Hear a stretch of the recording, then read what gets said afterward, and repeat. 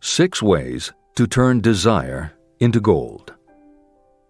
The method by which your desire for riches can be transmuted into its financial equivalent consists of 6 definite, practical steps.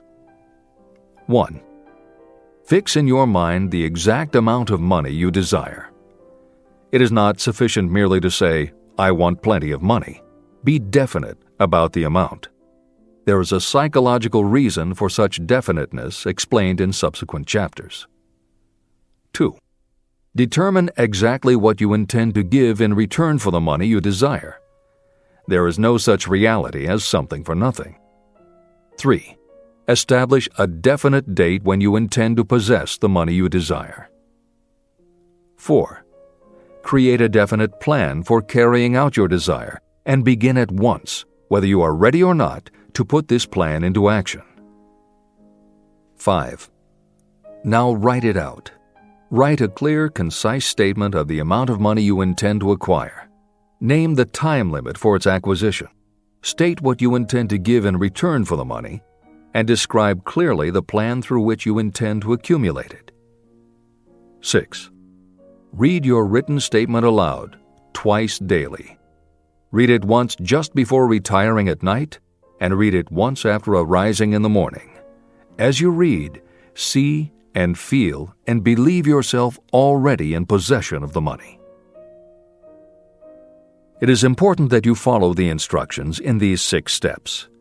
It is especially important that you observe and follow the instructions in the 6th step. You may complain that it is impossible for you to see yourself in possession of money before you actually have it.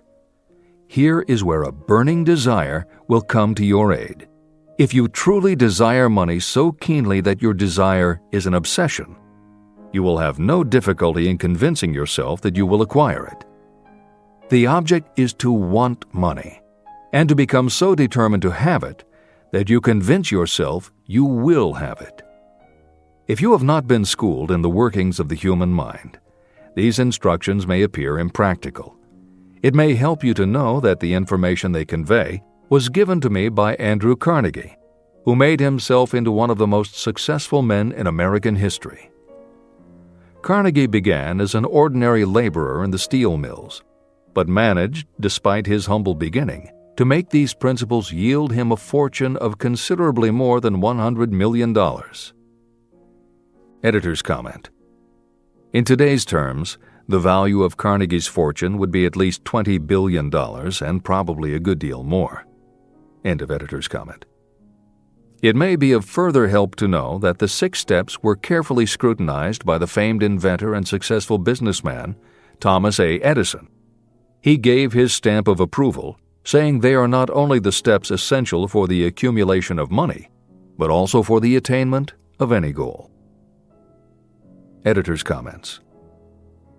In the time since Napoleon Hill wrote these words, advances in our understanding of both the physiology of the brain and the psychology of the mind have yielded a much greater understanding of human motivation.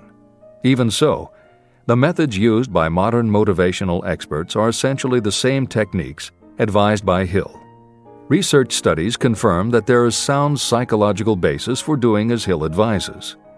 Be very specific when setting goals. Perform the physical act of committing those goals to paper, and repeat your stated goal aloud to yourself often. These techniques have gained wide acceptance among modern experts in the field. The psychological principle at work is similar to that which underlies autosuggestion and self-hypnosis, concepts that will be discussed in greater depth in Chapter 5, Autosuggestion, and in Chapter 13, The Subconscious Mind.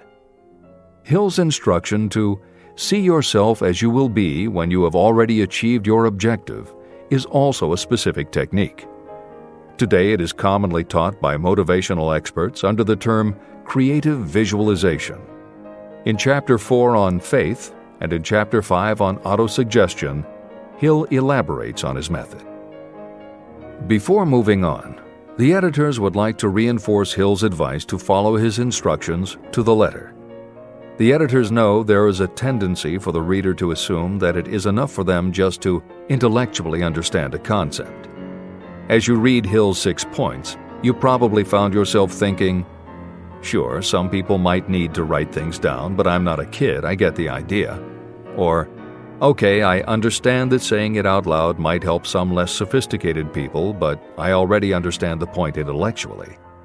If you feel that way, let us remind you that many of the most successful people whom you admire did not think they were too smart or too sophisticated to follow Hill's instructions.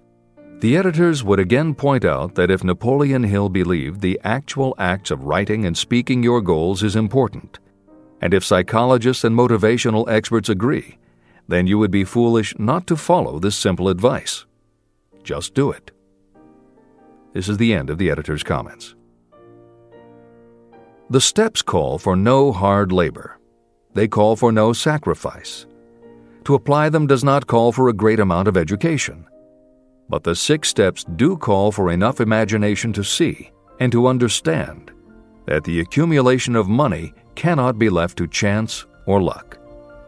You may as well know right here that you can never have riches in great quantity unless you can work yourself into a white heat of desire for money and actually believe you will possess it.